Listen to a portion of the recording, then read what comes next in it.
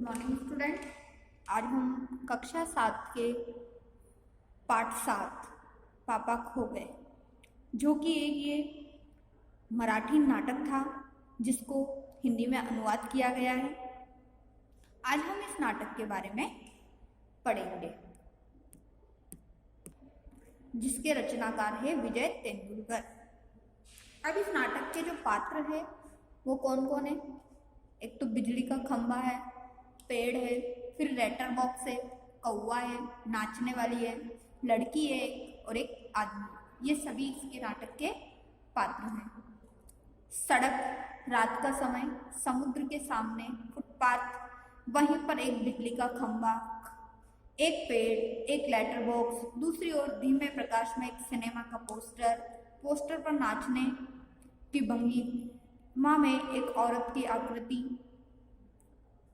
भंगिमा मतलब दीवार पर उस तरीके से उसका पोस्टर लगा हुआ है। समुद्र से सनसनाती हवा का बहाव, दूर कहीं कुत्तों के भौंकने की आवाज। तो एक रात का समय था जहाँ पर सड़क पर समुद्र के सामने फुटपाथ पर एक बिजली का खंभा खड़ा था, जिस पर और एक पेड़ था पास में जिस पर लेटर बॉक्स लगा हुआ था, और दूसरी तरफ एक थोड़ा सा धीमा प्रकाश दिखाई दे रहा था जहाँ पर सिनेमा था, और एक पोस्टर लगा हुआ था जिस पर एक नाचने वाली लड़की का चित्र था और औरत की आकृति थी।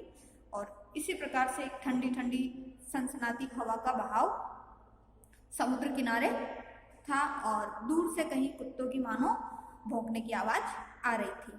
खंबा जमाई रोकते हुए, राम राम राम, रात बहुत हो गई। पेड़ बोलता है, आजकल की रातें कैसी है, जल्दी बीतने में ही नहीं आती। खंबा, दिन तो कैसे न कैसे हड़बड़ी में बीत जाता है। पेड़, लेकिन रात तो बड़ी बोरियत होती है। ये आपस में बातचीत कर रहे। खंबा, तब भी बरसात की रातों से तो ये रातें कहीं अच्छी है पेड़ राजा। बरसात की रातों में तो रात भर भीगते रहो, बादलों से आने वाली पानी की मार खाते रहो, तेज हवाओं में भी बल्ब को कसकर पकड़े बराबर एक टांग पर खड़े रहो। बिल्कुल अच्छा नहीं लगता। उस वक्त लगता है इससे तो अच्छा ना होता बिजली के खंभे का जन्म, बल्ब फेंक, तब दूर कहीं भाग जाने का जी होता। तो आपस में बातचीत होती है, तब खंभा बोलता है कि पेड़ बोलता है ये रातें बड़ी बोरियत है, बोर कर देती है, जल्दी नहीं बीतती है। तो उस प्रकार से खंभा बोलता है कि ये बरसात की रातों से तो अच्छी रात है। नहीं तो बरसात में क्या होता है कि रात भर भीगना पड़ता है, खड़े रहना पड़ता है हमें एक टांग पर, और ये बिल्कुल भी हमें अच्छा नहीं लगता, और मानो उस समय ऐसा फील होता है जैसे कि हमारा जन्म ही नहीं होता। नेक्स्ट है पेड़, मुझ पर भी एक रात आसमान से गड़गड़ाती बिजली आकर पड़ी थी। अरे बाप रे, वो बिजली थी या आफत?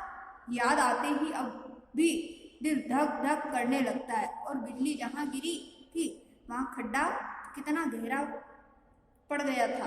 खंबे महाराज, अब जब कभी बारिश होती है तो मुझे उस रात की याद वो आती है। अंग थर थर कांपने लगता है। थर थर कांपने लगता मतलब घबराने लगता है। तो पेड़ कहता है कि सही है, बरसात की रात में तो एक दिन क्या हुआ था कि ये बिजली गड़गड़ाती हुई आकर गिरी थी, तो मानो ऐसे लगा था जैसे बिजली गिरी या कोई बड़ी मुसीबत। तो दिल घबराने लग गया था, धक धक करने लग गया था, परेशान हो गए थे, और जहाँ बिजली गिरी वहां तो मानो खड्डे हो गए थे। खंबा बोलता है, मेरी तबीयत ही लोहे की है जो मैं बीमार नहीं पड़ता, वरना कोई भी इस तरह बारिश ठंडी धूप में खड़ा रहे तो जरूर बीमार पड़ जाएगा या नहीं।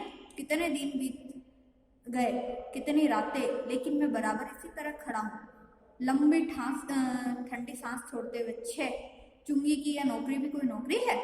अब खंबा कहता है कि मेरी तरह कोई भी मजबूत नहीं है, और मैं कभी बीमार भी नहीं पड़ता हूँ, मानो मैं एक लोहे का बना हूँ, कोई इतनी देर तक बारिश में या धूप में या सर्दियों की रातों में नहीं खड़ा रह सकता है। फिर इस तरीके से बोलकर स्वयं कहता है कि ये भी कोई नौकरी है। पेड़ बोलता है, अपने पत्तों को कोट पहनकर मुझे सर्दी, बारिश या धूप में उतनी तकलीफ नहीं होती, तो भी तुमसे बहुत पहले का खड़ा हूं मैं यहाँ, यही मेरा जन्म हुआ, इसी जगह। तब सब कुछ कितना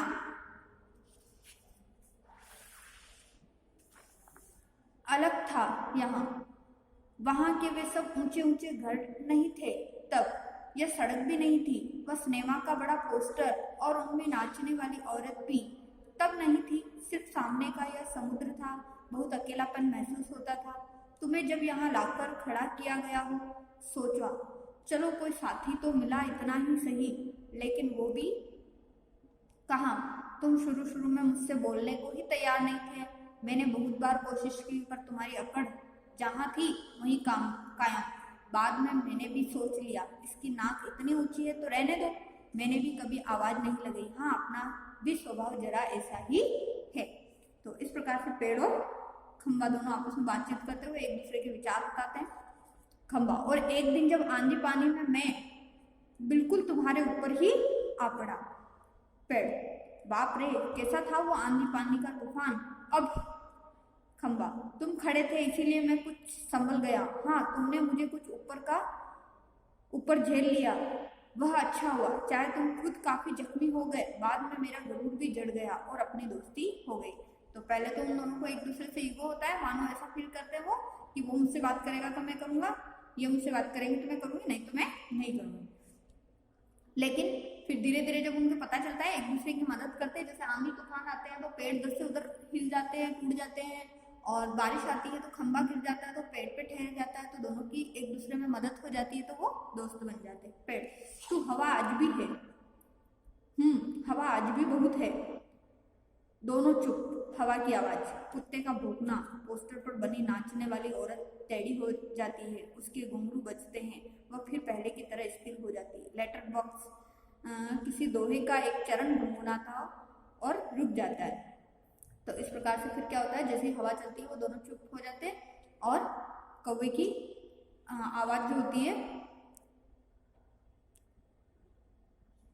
वो आने लग जाती है। जो नाचने वाली जो पोस्टर पर जो औरत होती है वो टेढ़ी हो जाती है और मानो ऐसा लगता है जैसे उसके घुंघरू बज रहे हैं। अब नेक्स्ट कौवा होता है जो पेड़ के पीछे से जाकर कां, कौन है जो रात के वक्त इतनी मीठी आवाजें लगाकर मेरी नींद खराब करता है, जरा भर चैन नहीं इन्हें। लेटर बॉक्स, मीठी आवाज नहीं गाए तो क्या इस कौवे जैसी कर्कश काम करते हैं, करें। जरा कहता है जरा भर भी चैन नहीं। पेट में हाथ डालकर एक पत्र निकलता है, धीरे से जीभ को लगाकर खोलता है, उसमें से कागज निकालकर रोशनी में पढ़ने लगता है। यह किसकी चिट्ठी आकर पड़ी? हेडमास्टर। ठीक, क्या कहता है? श्रीमान श्रीयुत गोविंद राव जी, आपका लड़का परिशिक्षित, पढ़ाई में काफी कमजोर है। क्लास में उसका ध्यान पढ़ाई में बिल्कुल नहीं रहता। इसकी बजाय उसे क्लास से गायब रहकर बंटे खेलना ज्यादा अच्छा लगता है। आप एक बार खुद आकर मुझसे मिलिए। परीक्षित के पापा हेडमास्टर मिल भी लेंगे तो क्या हो जाएगा? स्कूल में बच्चे पढ़े नहीं, क्लास से गायब रहकर बंटे खेलते रहे, इसका क्या मतलब? फीस के पैसे क्या फोकट में आते हैं? सभी पापा लोग ऑफिस में इतने काम करते हैं, तब कहीं जाकर मिलते हैं पैसे, उन्हें ये बच्चे फोकट में समझे, आखिर क्यों? छे, मुझे हेडमास्टर होना चाहिए था। इस परिशिक्षित के होश तब मैं अच्छी तरह ठिकाने लगाता।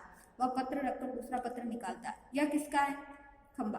क्यों लालताऊ लेटर बॉक्स के लिए कहा गया। आज किस किस के पत्र चोरी पढ़ते रहे? लेटर बॉक्स आश्चर्य से। चोरी किस लिए? सभी चिट्ठियां मेरे ही तो कब्जे में होती है, अच्छी तरह रोज पढ़ता हूँ। पेड़, कब्जे में होने का मतलब यह तो नहीं लालताऊ कि लोगों की चिट्ठियां फड़क कर पढ़ते रहो, पोस्टर को पता चल गया हो तो? लेटर बॉक्स, चलता है तो पता चलने दो, मेरी तरह यहाँ रात दिन बैठकर दिखाए तब पता चले। परसों वह पोस्टमैन मेरे पेट में से चिट्ठियां